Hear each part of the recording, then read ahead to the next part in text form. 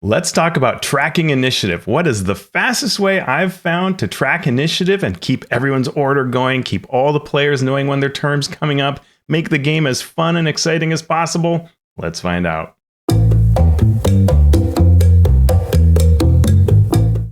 Let's start by acknowledging that there are a lot of different ways that games track initiative, right? Some might use a playing card, or others might use an initiative number card that they give out.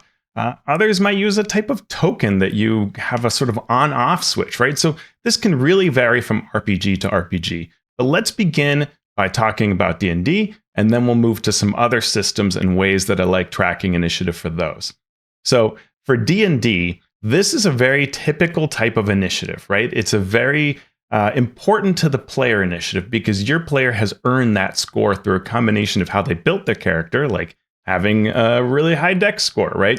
And then how they rolled in that turn. So it's sort of a point of pride, and players like to get a high initiative usually.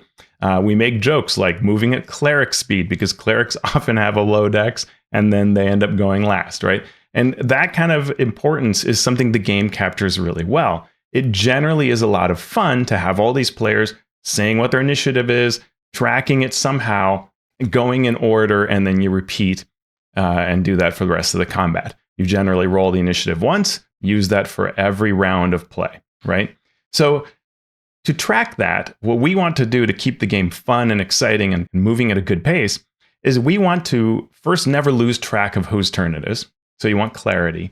And ideally, you want your players to know when they're going, not just the DM. So some of the techniques that became very popular right around the 3rd edition era was like a wet or dry erase board where you would write down, the DM would write down a list, right? Like, okay, it's this person, that person, maybe even like moving chits that you could move the names around on a magnetic board, or you'd write on them and then erase the order.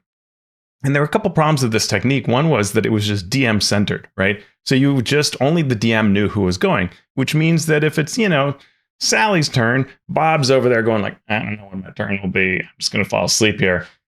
And that's no good for anybody because lo and behold, it becomes Bob's turn and Bob's not ready, right? So it's DM facing, not player facing. The other thing is that it removes a piece of information that the game increasingly makes as vital, which is to know when monsters go, because it's part of the thrilling part of the game, right? So if you think about like a dragon breathing and it gets to refresh that dragon's breath, right? It's actually a really exciting, fun thing. My dragon breathed just now over there, and now you all get to go. And a few turns, individual character turns later, you kind of want players thinking like, wait a minute, that dragon's going to come up. That's exciting. Maybe we want to move around to avoid the AoE. What are the chances that it's going to refresh its breath weapon? Let maybe at least scatter. That sort of tactical play is super fun if we can get everybody to think that way, which happens more when you disclose initiative. All right, so what do we use?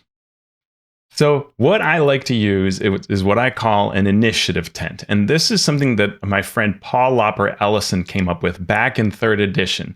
We would play in organized play campaigns, and especially when we were doing competitive events, like a special Dungeons & Dragons adventure where you knew that timing mattered and the DM might be kind of playing you a little hard because they know that all the tables are trying to do really well, and maybe it's an interactive event, something like that. So it matters how your table does compared to others.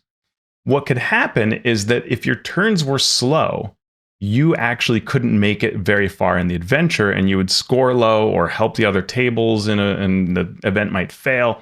So it mattered how quickly we went. We wanted to be really efficient as players, really rock that adventure. And Paul realized if we can share information and sort of take control of an aspect that the DM was leading, we would do better. And what Paul did was really simple. He took some card stock, right? Just a little piece of paper, and he put a number on it. And he did like 12 or 13 of these, right? And you can do however many you want, but usually around 12 or 13 is pretty good. If you want, you can do a few more. But around 12, it's pretty easy to collapse down a few monsters together and you're fine. And what you basically do as a player or DM, you use these. And if you're a player, as your DM starts saying who goes first, you just plop this on the table, right? You just take this tent and you just, you can fold the bottom if you want to make it a little more stable, and you just put it down on the table. And what ends up happening is you put this in front of, let's say Paul's going first. I put it in front of Paul. He's got the number 1. Now all of us know Paul will go first in initiative, right? And then, maybe he names Teresa, so we give Teresa the number 2, and so on we go, as the DM starts talking about it. And we can even put them in front of the DM's screen or where they're sitting as they say, and now the, goblins go, well, you give the 4 to the DM, or just put it in front of them. And I've found DMs actually are like, oh, this is kind of cool. In fact, a lot of DMs, we've kind of infected the system. A lot of DMs in organized play use this table tent, initiative tent system, because they've realized when someone sat down to their table using this technique that this is actually a better way than whatever they're doing to track. And so often they'll say, you know what, you guys just track initiative. This is going great. And so, Paul really realized this was just such a simple technique, take card stock, draw on it. Look, my penmanship is terrible, right? Like nobody cares. It's an effective number 1, and you know who's going in which order. And you can just glance around and see this order. You could also, if you dislike your penmanship and want something that's a little more durable, though honestly, they last years. Like I think I had my first set that I made lasted me something like 8 years. So it's a really cheap system. But you can also buy, on any online retailer, you can find numbered tents, right? And these are double-sided, which is nice. And I always recommend make things, any kind of tent thing, make it double-sided, because the people who are sitting next to you often see the backside of some tent-like thing. So double-sided, perfect. These are meant actually to number tables for like wedding events and other things like that. And you can get them pretty cheaply, and you just, have a whole stack of these, and they're a little heavy because they're metal, but they're super durable and they're small. And so you can just easily hand them out as you go. Here's your number 1, number 2, so on. And then you collect them at the end of the combat. And we're getting, so again, lots of materials. You could make them out of wood, really a number of ways to do it. What's key is that they are tent-like, so they stand up, so they're easy to see. They don't need to be enormous, but by standing up, you are able to kind of look across terrain or whatever else is on the table, the battle map, people's character sheets, and you see them, right? They're not flat. They rise up, and that makes them very effective for everybody to see these little tents standing up, right? And I can show you some pictures of what that looks like in play right now. So in use, I've talked about how you hand them out as you go. Once you get to the end of the combat round, the first round, you're set. You don't need to put any more out there unless something magical shows up, something you don't expect. As a DM, what I'll do is I will actually, the way I run things is I'll say, okay, is anybody above initiative 20, right? Typical D&D thing. And if you are, whoever's, highest, give me your initiative, 22, 24. Okay, so you take the number 1, you take the number 2. Anybody above 15, right? And I see that I have a monster that goes at 17. I listen to what they do. I give myself the number 3. I give out the 4 to someone who has, a 15, and so on. And you go down just kind of in groups of 5 or so initiative and just give these out. You'll get very good at it to where you're handing these out really quickly and you've got everybody's initiative order. And now you start play. All right, you, Rogue, you were number 1. What does your character do? And what happens, the reason why these are so awesome is because now that you've handed off to the Rogue that got that number 1, probably, whoever it is number 1, when they go, the other players see these tents, right? And they know. So whoever's number 2, whether it's the DM or it is a player, they are focused and they know the moment that Rogue finishes, I'm going to take my turn. So I start thinking about what I'm doing. The players understand that relationship. And because you've also given numbers to your groups of monsters, right? The dragon gets 1, the kobolds get 1 as a group. The players can start planning out what they're going to do and create that tactical information. So like I talked about with, the dragon that's going to breathe again at some point, they can think about that. Well, the dragon might refresh. Do I want to stand here or there? And you haven't gone yet. So you could move over. If you move over to this side, I think we'll be pretty safe, right? The wizard has lightning bolt, and we know that. So they might cast that again. Let's not be in a line. I'm going to move over here because you can move on your turn to not be. So we have 3 of us in a line, right? So you start using these sort of tactical thinking You also can do things like, hey, I'm going to ready an action. So when you get to the door and you open it, I will fire my lightning bolt down through it, right? That's my ready to action because I know you haven't gone yet. You're about to go. You'll go before the monsters. And we heard that there are monsters on the other side of the door. So fun tactical play starts happening, right? That really rocks. It's really great to see that in play. Without this system, when the DM has the information, what I find is the DM does not give enough information to keep the players excited. And so the players kind of, they might be excited by other things, don't get me wrong, but they aren't excited about the initiative order and they're not thinking about it. And so they kind of recede a bit because they don't know when their turn is, right? You're just sort of enjoying viewing. It's like you're watching a movie of the other people play, but nothing is telling you, hey, you're on deck, right? And some DMs will say you're on deck, but they can't do that for everybody constantly, 3 down, right? The next 3 of you to go are, that's too much. But with this visual system, you all know when you're going, including the DM. And so the DM can kind of start planning, okay, well, they're all over here in this sort of fireball formation. They don't know that my mage is going. My mage will drop a bomb, fireball, whatever it is. And one of the things you can do as DM, so when you ask about everybody's turn order and you're putting down your little tents, one of the fun things is that first round, the players will probably not, unless you choose to say, know what your monsters are or what even your table initiative tents represent. So I might, give myself the 1, and that might be the dragon, but maybe I have a 5, and that 5 actually represents that rocks will fall from the ceiling. Or a tremor will shake the ground, whatever it might be. Or it could be that this turn on 5, I say, and nothing happens. And everybody goes, But next turn is when, that NPC runs through the cavern or whatever it is that happens. So you can put a placeholder, right?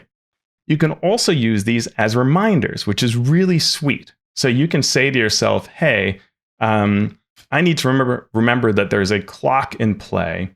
And at the end of the round, if they haven't disarmed the trap, then I need to write down that there's 1 extra tick on this clock that I'm tracking that fills up, and if I get all 4 filled up, well then the room floods or fire blows out throughout the room or whatever it is that's going on that I'm tracking. I can use these as trackers, and that's really cool, right? At the beginning of the round, something might happen, or at the end, or on a certain initiative count. So I can use these tents to also help myself as GM track those events that are happening. 2 other things I really love about this system is that when you are doing this, you create fairness and transparency, right? All the players and the DM are on the same footing of knowing when everybody goes. When you have this sort of DM-facing system, like writing down a list behind your character sheet or behind your DM screen, you know when people are going and they don't, and that creates a sort of inequality in play that can seem advantageous, but actually robs the players of important information and disassociates them from the encounter. So I really like having this information so that they are on equal footing and they're making cool choices, thinking about, for example, players who are fighting a troll, right? They might say, that troll's about to go and it's going to regenerate. Hey, can you hit it with your fire cantrip? Because that's going to prevent it from regenerating, right? Or that bandit is about to do that thing we don't want it to do. Could you finish it off before it gets to its turn, or do I need to attack it? All right, you can have that sort of neat discussion because you have this tactical information of the initiative order, which helps players actually create really cool, fun play. And if you think of initiative is this sort of abstraction of what's happening in the combat, but really it's better when we all understand it. And so the more that information is out there, we're on the same level. It's very transparent. It creates this exciting play. One last thing is around accuracy. When your players are seeing these numbers, the chance that you will skip someone's turn is really low. Because as you're playing and going, like, okay, number 1, you get to go. And in fact, you can just say like, hey, the rogue, you take your turn, and now Raz, it's your turn, and so on. And as you're going through, players are watching those numbers because they're trying to see when their turn's coming up. If you skip someone's turn, you'll have that many players that'll probably go, wait a minute, you skipped 11, right? They've got to go. And so I find really high accuracy that anytime that I would miss someone's turn, someone will say, wait a minute, I've been watching this too, and you've got one more player. So that really helps. The only downside I have to these tents is when you have a pretty busy table with a lot of things, you need to kind of inform your players or keep your players on that habit of having these face where everybody can see them and not like obscure them with terrain, right? So sometimes a player will kind of like, I'll have it like this, or where not everybody can see it. And so you just need to create that culture. But that's an easy thing to do when players buy into the system, which they probably will, because they'll like all of these advantages to it. Well, something else I really like about initiative tents is that they combine well with other types of tents. And if you've heard me or read me what I talk about on the blog, I really love different types of tents to provide information to everybody during play. For example, a character tent, right? So Paul Opper Ellison also designed this fun character tent, which has the name and of my character for my druid, that they're a tamer of beasts, and then it has slots where I can put, like my armor class or something like that. And it's a very fun thing that I can just like fold this up and put it in front of me during play, and everybody sees what my character is like, and it's a really pretty visual design.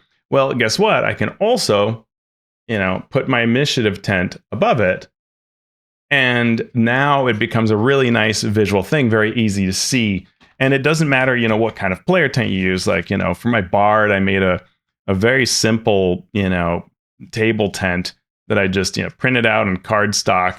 And again, I can just put that number that I got in for my initiative order, I can just put that over my tent, and it becomes a really nice visual combination.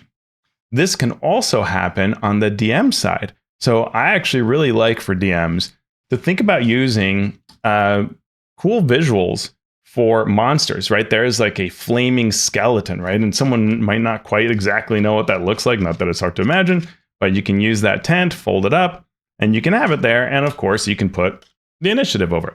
And if you think about it, when you're printing them out, you can give your characters a little more room so that the different visuals are compatible with the fact that you're going to put initiative over. These, I didn't actually design them that way when I made them back in the day. You could even use them for characters, right? You could create tents of all the different characters in your campaign, but you can also use them for the different monsters if you are so inclined, and print monsters out and use those, and then drape the numbers on top. Now, maybe you're a DM who uses a DM screen. I'm probably blocking my microphone, but okay. If you have something, and boy, I should go through my collection of DM screens, because this being the Monty Python DM screen, which can track the number of complaints that people have had today against you, and you can change out, what character you have, that you're currently role-playing. That's a really fun thing to do. Like, I love DM screens for a lot of different reasons, including ridiculousnesses like this.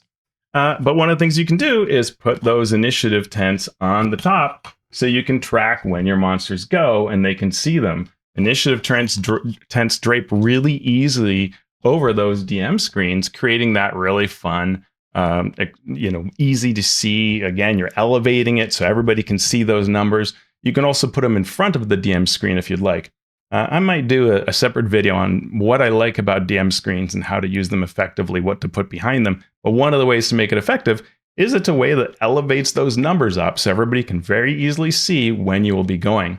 This is an important thing as a DM. If you have a bunch of stuff like your minis and handouts and books, wherever you put those tents needs to be visible. So if you don't use a DM screen, still matters to put them somewhere where you can see. You might even have a little elevated thing. Maybe you take like a book or something like that, or something that you can put those numbers on there so that it's easy for everybody to see, no matter what else you've got between you and the players. A great DM tool to always have something just in your backpack, whatever your DM bag, is some index cards. And index cards are really nice because you can fold them over and you have initiative tents ready to go. So even if you forget your tents at home, but you always bring some of these index cards, fold them in half, and you can do that. I also like doing that for putting character names on them. So you can give a set out blank that each player folds in half, and that's their name of their character, so that everybody can refer to each other in character. And then you make a set that you fold and put numbers, 1 to 10 or however many you think you'll need, 1 to 12. And then as each round goes, or as each initiative begins, you'll hand those numbers out and they'll give them back to you at the end. And then you'll redistribute them for the next combat. So let's talk about some other initiative systems and how you can use a different technique that's helpful. And we'll just do this very quickly. It's not the bulk of this video, but I just want to cover that. So Balsera or popcorn initiative, something you see in gumshoe systems. The way this works is you set up the situation. Maybe a character initiated the action, right? It's a confrontation and one DM or one character pulls their weapon and you say, okay, we're going to initiative. So whoever triggered this, that's the person that's going to go first. That character, that monster, that NPC, that PC is going to go, and they get to go. Then once they've gone, that player behind it or GM will say who goes next. They'll choose someone. And what this does is sort of says, hey, I'll probably want an ally to go, but what I don't want is to end the round with all the bad guys going, and then the beginning, if all the bad guys choose themselves again, you sort of get a bunch of enemies all at once. So often it involves a little give and take as to who goes. It's not a perfect system, but it's a fun system, but it's that sort of thing where you need to track who's gone and who has not. Similarly, we talked about sort of card-based systems, right? Where like in the free league games, you have these sort of initiative cards and they'll have a number on them. So you just give out everybody a card and see who goes first. The Savage World system is similar. You've got these playing cards. You give out poker cards, playing cards, and the Joker has special events, but otherwise you're going in sort of a poker order of initiative. And so you give out these cards and everybody knows. Shadow of the Demon Lord uses a sort of fast, slow system where you usually have some kind of token that you can use double-sided. And when you flip it over, you're saying I'm going either fast or slow. So you have to you want to find a sort of token you can use to signify that. To say, yeah, I'm going, I'm choosing to go when I'm fast or not, or I've already gone. And also we have things like side initiative. This is where each side makes a roll. I think Pirate Borg uses this, where each side makes a roll and we say my side won. So whatever that side is, a character will go, and it may either be that we alternate after that or the entire side goes, which is more typical of side initiative. The entire side goes, all the bad guys go because bad guys won initiative. Now all the good guys go, all the heroes or characters. Or it may be that, the enemy pirates went first, so an enemy pirate goes and the GM decides who. And then one character will go and we go back and forth. And whenever one side, all of their characters have gone, then the rest of the other side goes. Right, just to finish it out so everybody gets a turn. So any of these systems, what often is happening in most initiative systems other than that D&D system, is we have a need to track who has gone, and sometimes something like this fast or slow. So what I like to do for this is instead of having a number like this, we need to have something that stands up so it's visible, and then we can flip it down, right? That is what I like best for these types of systems, because what will often happen is, these kinds of initiative cards, they'll be out on the table, and I can't it's like every time I have to look down at the table as GM and see, what's my next number? And in fact, it isn't numerical, right? Because I have all of these different initiative numbers, but I might only have 3 participants in an encounter. So I have 3 out of 1 through 13 or whatever it might be in this deck. And so it's not chronological, right? It's not in numerical order. So having players that they have something they can tip over is really awesome. You can make that a piece of cardstock that you fold over. It can be a very visible token that's like really, like a very obvious color that you flip over. So like, for example, this token I showed, which is a soul coin, is not useful because from afar, you can't tell whether it's that face of ball or this, insignia on the back. And so that's not super helpful to use as a tracking token. It's not bad if I had something to say I've gone or I haven't gone, and I'm using it to say that I'm taking a fast or slow turn. That's okay because it's really more about the character making that choice. But I want something visual. And so that's my recommendation is find something you can tip over that stands up. So the person has gone, their turn is ended, we are all set, right? And I have to just quickly say how much I love the Blade Runner and other Free League starter sets, but especially the Blade Runner sets have been really awesome as starter sets that give you all kinds of things, including initiative cards. And one of the really neat things they do is they give you visual cards of the different NPCs. And so what I like about these NPC cards, they're really good at explaining, the type of person you're dealing with and giving you a really, really cool visual of the individual. So it's memorable to the players, right? I love this a lot. It's kind of that similar system as printing out monsters.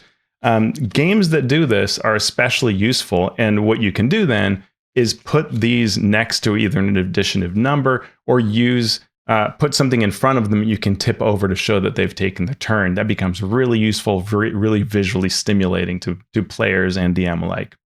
So I hope this video has been very useful in showing you different initiative techniques that you can decide to use. For D&D, I absolutely love using these tents. I find this is the best way you can go about it.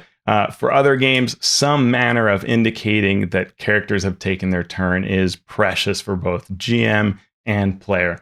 Let me know what you think, whether you've experimented with the Paul Lopper Ellison technique or some other, what you favor, and any questions you have, let me know down below. Please, if you have enjoyed this, yes, liking, subscribing, that sort of stuff is awesome, but thank you to the heroes who repost my social media messages on Blue Sky or Mastodon. Thank you to the heroes who tell other people about these videos. That is the best thing that you can do. That just takes a few seconds of your time. I see you when you do it, and I really, really appreciate it. If you'd like to be a part of the community, awesome. Please come join us. You can find me on Patreon and look for Alphastream. And I appreciate your support. It keeps me doing the awesome things I love to do. I thank you for that, and I'll see you next time.